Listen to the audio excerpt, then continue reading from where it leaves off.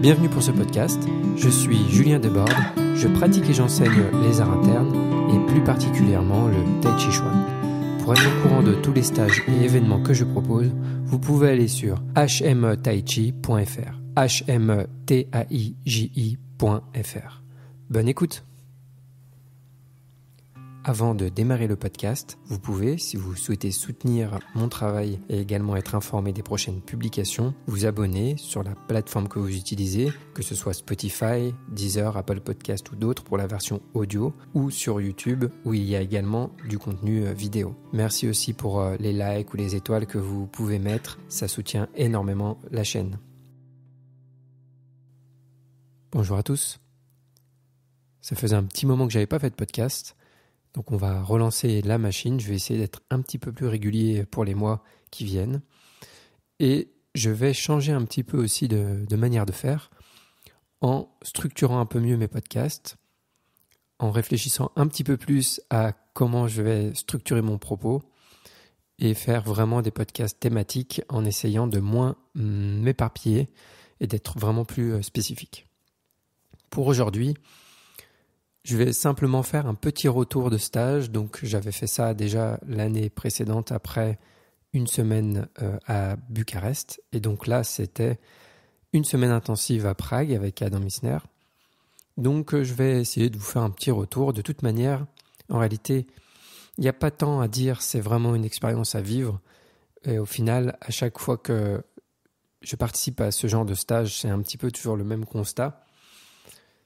Je ressens énormément de gratitude pour ce qui est transmis, pour la profondeur de ce qui est transmis, pour la générosité avec laquelle c'est transmis, et dans ces stages intensifs particulièrement, pour l'intensité et le fait de m'amener dans mes limites et de constater que j'étais en fait loin des limites que je croyais avoir. Et donc ça m'amène toujours un petit peu plus loin, et entre le lundi et le vendredi, il y a toujours une différence énorme et c'est vraiment génial. C'est un super méga booster pour continuer de s'entraîner chez soi, pour toujours aller un petit peu plus loin, notamment dans l'ouverture du corps. Et ça m'a rappelé quelqu'un qui avait dit dans un commentaire, je ne sais plus exactement de quel podcast il s'agissait, mais qui trouvait l'idée, le concept d'ouvrir le corps comme ésotérique ou pas concret, c'est-à-dire qu'il ne comprenait pas ce que ça voulait dire. Alors que pour moi, c'est extrêmement concret pour le coup. Et j'ai différentes photos de moi qui permettent de constater de cette ouverture, notamment au niveau de mon dos, mais même de mon torse, etc. Donc là, je regardais des photos qui datent d'il y a 5 ans et maintenant, et c'est vraiment rien à voir. Je le perçois, il me semble le voir, mais quand on a la photo, c'est encore plus parlant. C'est aussi bien sûr constaté par les personnes avec qui je m'entraîne. Et donc, c'est vraiment une réalité concrète, tangible. Le corps s'ouvre, devient plus large, donc il s'ouvre à l'intérieur. Mais c'est aussi quelque chose de très concret. Et vous savez, si vous suivez ce podcast, à quel point c'est important pour moi de vérifier que les choses soient réelles et concrètes et que ce ne soit pas juste dans la tête. Donc voilà, après une semaine comme ça, en termes d'ouverture, eh bien, sur certains exercices que je pratique depuis longtemps, depuis même plusieurs années, toujours constater qu'on peut aller encore un peu plus loin, encore plus, et que, en fait, tout va bien, et que ça permet de profiter encore plus et de bénéficier encore plus de ces exercices. Le bénéfice au niveau psychologique, au niveau mental, il est aussi énorme. Encore une fois, de m'entraîner comme ça, c'est très difficile, c'est très challengeant, mais quand j'y arrive, ça donne vraiment un sentiment de stabilité, de force et de sérénité. Et qu'en fait, quand on tourne autour du pot, qu'on essaie de fuir un petit peu l'expérience parce que c'est difficile, parce que c'est intense, parce que ça tire, ça fait mal, etc., bien, on n'a pas vraiment les bénéfices. C'est un peu comme si je faisais de la musculation pour prendre des muscles et que dès que ça commence à me faire un petit peu mal, j'arrête. Évidemment, mon muscle, il va avoir du mal à grossir puisque c'est à chaque fois que j'atteins la grosse difficulté musculaire que petit à petit mon muscle va grossir, se transformer, etc. Donc toute personne qui travaille, qui fait un travail physique, un travail dans lequel il doit porter des poids, pousser, utiliser ses muscles, s'il s'arrête dès que ça commence à faire mal, évidemment il ne va pas faire grand-chose. Et c'est comme si parfois dans les arts internes on pensait différemment, comme s'il fallait rien sentir, il fallait que ce soit toujours agréable, etc. Et bien sûr j'en parle assez régulièrement de ça dans le podcast, mais voilà, à chaque fois que je fais ce genre de stage, ça me permet d'encore aller un petit peu plus loin, de toucher les parties de moi qui hésitent encore à y aller, qui ont encore un peu peur. Donc la plupart des parties conscientes, je les ai traversées, mais il y a toujours des parties inconscientes encore qui sont là et qui limitent. Donc c'est vraiment magnifique comment Adam arrive à nous amener aussi loin dans notre pratique. J'espère que j'arrive à retransmettre ça au mieux aussi quand j'accompagne les élèves en cours, en stage, etc. Enfin, surtout en stage où on va chercher ce genre de limites. J'avais envie de faire un podcast motivant, disons, inspirant. Allez, j'ose utiliser ce terme. C'est important pour avoir envie de pratiquer parce qu'en fait, le plus dur peut-être, bien sûr, c'est de s'entraîner, de trouver cette intensité, etc., mais aussi de maintenir et d'être constant sur la durée et de ne pas papillonner. Donc aujourd'hui, on est en 2025. Moi, j'ai rencontré Sifu la première fois en 2015. Et c'est en octobre 2015. Donc, je pense que je ferai un podcast spécial quand on sera en octobre 2025, pour retracer un petit peu l'historique. Depuis peut-être mon début en tai chi et puis donc ma rencontre avec Adam Missner, etc. Mais juste là, donc j'ai rencontré Sifu en 2015 et il m'a fallu un petit temps où au début j'ai intégré quelques exercices, puis j'ai commencé à mixer avec le tai chi que je faisais, puis en fait ça rendrait mon tai chi vachement meilleur.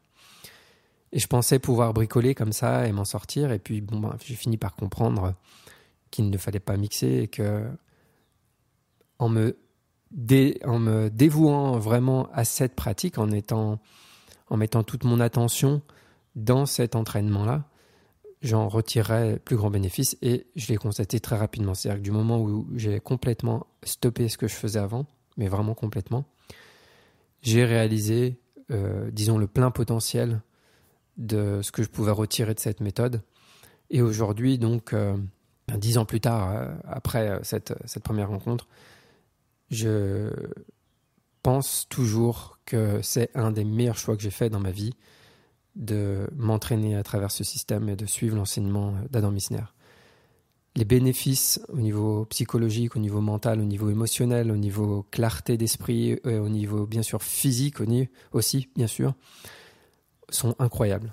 Donc bien sûr, on découvre les mystères du tai chi, etc. Mais c'est aussi la qualité de vie et la capacité à endurer la difficulté de la vie qui a vraiment changé.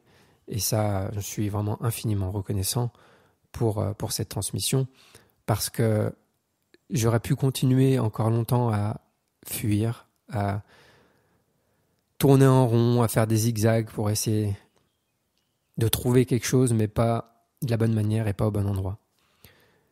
Donc aujourd'hui, je suis extrêmement heureux de savoir qu'il y a une méthode. Et je sais que si j'en retire pas les pleins bénéfices, c'est de ma part. C'est moi qui ne suis pas complètement bien les instructions, etc. Je ne sens pas du tout qu'il manque des choses dans cette méthode. C'est pour ça, parfois, il est arrivé qu'on m'envoie des messages en me disant « je sais que vous suivez l'enseignement d'Adam Missner, que vous enseignez cette méthode, et puis il y a telle personne, un tel qui fait un stage à tel endroit. Est-ce que ça vous intéresse ou est-ce que ça intéresserait vos élèves ?» Et non, en fait, ça ne m'intéresse pas puisque j'ai, pour moi, tout ce dont j'ai besoin dans cette méthode. Pourquoi j'irai voir ailleurs ? Donc, d'une part, je n'ai pas le temps et l'argent, puisque ce serait du temps en moins et de l'argent en moins pour suivre cet enseignement-là. C'est-à-dire que je préfère mettre mon argent de côté pour suivre des stages dans cet enseignement. Pourquoi ? Parce que ça converge, parce que c'est la même chose, parce que Si je vais voir ailleurs, je vais avoir des idées qui me viennent d'ailleurs et ça va m'embrouiller, ça va créer des confusions potentiellement. De toute manière, j'en ai pas envie et je n'en ressens absolument pas le besoin. Mais si tel était le cas, dans tous les cas, ça créerait des confusions. Et comme j'ai tout ce qu'il me faut dans cette méthode et que j'ai pas le temps de faire autre chose, eh bien, je vais pas utiliser mon temps et mon argent pour faire des stages avec d'autres personnes. Ça n'a vraiment aucun intérêt pour moi.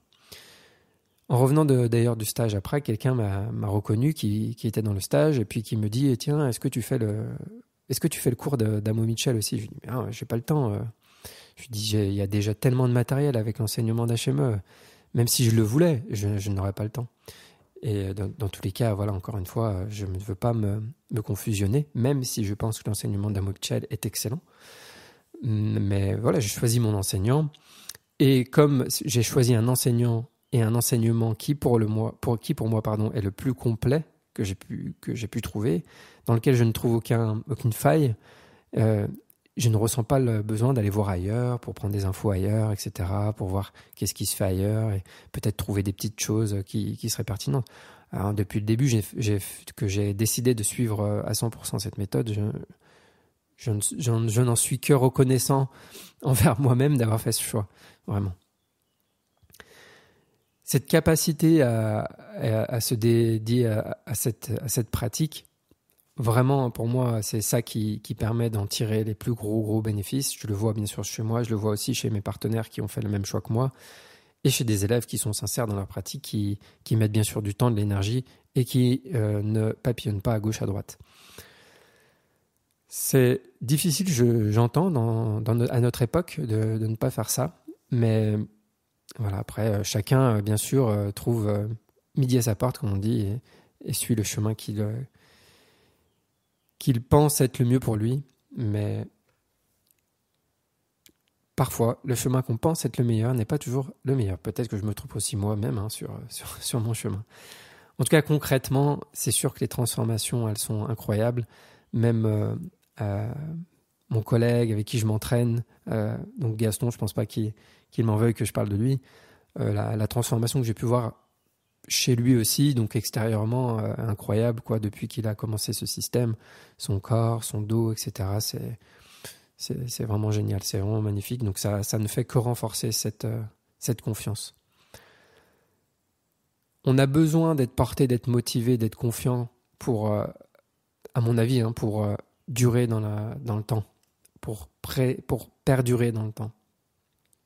Et aujourd'hui, quand je vois les niveaux de profondeur, de libération dans le corps, de différentiel dans le corps qui se crée, la subtilité de cette méthode, de ce que ça nous amène à sentir, à percevoir, à développer concrètement dans le corps et très subtilement au niveau du chi, etc.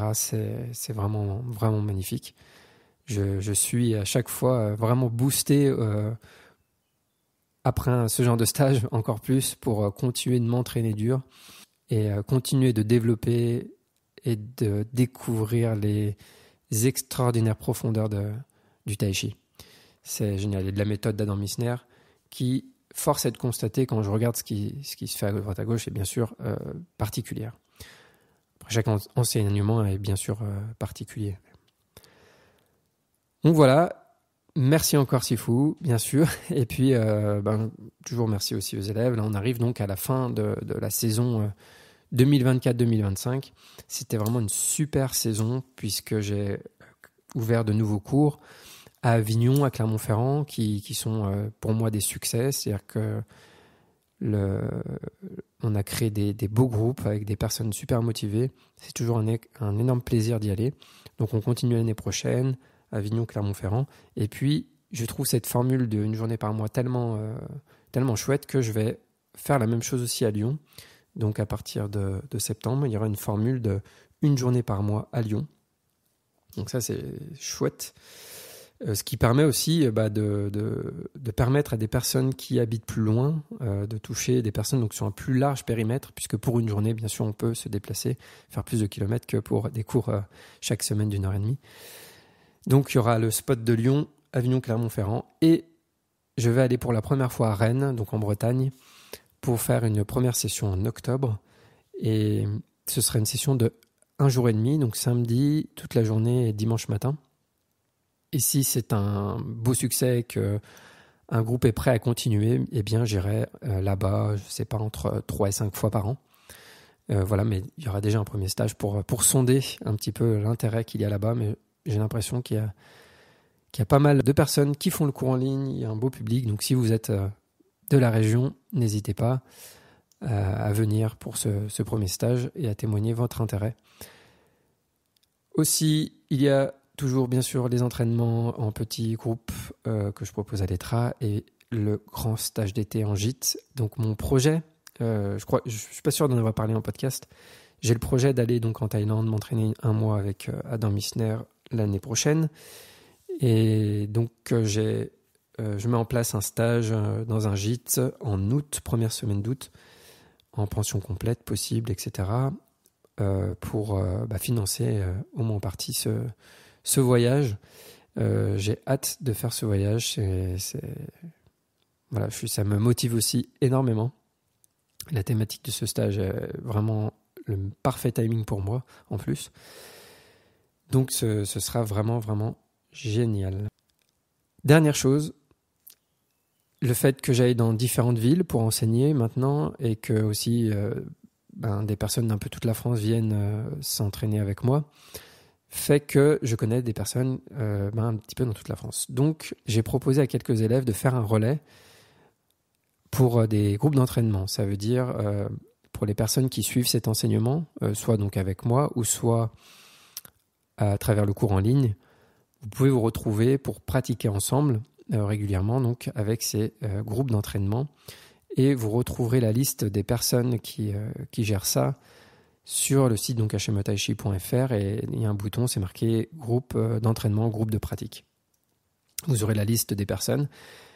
Et donc si le cours en ligne vous intéresse ou vous suivez déjà le cours en ligne, sachez que vous pourrez du coup plus facilement trouver des personnes avec qui vous entraînez en réel, en plus du cours en ligne, parce que parfois on peut se dire oui, un cours en ligne c'est bien, mais il n'y a pas le réel, donc c'est pas pareil, et c'est vrai.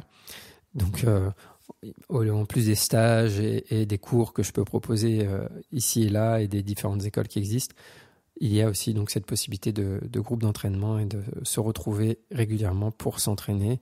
C'est vraiment important. Donc c'est des élèves en qui j'ai confiance. Donc j'ai mis cette liste-là. Elle sera sûrement complétée au fur et à mesure. Je rajouterai des personnes. Mais voilà, n'hésitez pas à aller faire un tour si ça vous dit. Avec le temps maintenant, ça fait un moment donc que je pratique cette méthode et bien sûr il y a des choses qui se clarifient. Et comme je n'aime pas parler des choses que je n'ai pas expérimentées, j'essaie de ne pas rentrer trop dans les blabla théoriques, etc., qui n'ont pas de sens pour moi et qui sont juste de la répétition de ce que va dire Adam, par exemple, etc. J'aime pas faire ça. J'aime pas juste répéter ce que dit quelqu'un parce que je pense l'avoir compris. Donc il faut que j'en ai une certaine expérience. Et maintenant, ça fait quand même un moment. Donc dans les prochains podcasts, je pourrais rentrer un peu plus en détail sur certains éléments et faire des podcasts un petit peu plus précis sur certains sujets. Donc n'hésitez pas à vous abonner, à suivre si le sujet vous intéresse et à m'envoyer des messages aussi si vous avez des questions ou des suggestions de thèmes de podcast aussi. Très bonne pratique à vous et à bientôt. Merci encore à toutes les personnes qui me soutiennent sur Tipeee et je vous rappelle que pour vous abonner au cours en ligne d'Adam Missner Discover Tai Chi, vous pouvez utiliser mon lien d'affiliation qui est en description ou sur mon site hmotaichi.fr et vous aurez en vous inscrivant accès à 1 mois gratuit. Je précise aussi que ce cours est sous-titré en français, donc n'hésitez pas à essayer ce cours en ligne, vous avez 1 mois gratuit sans engagement. Très bonne pratique à vous et à bientôt.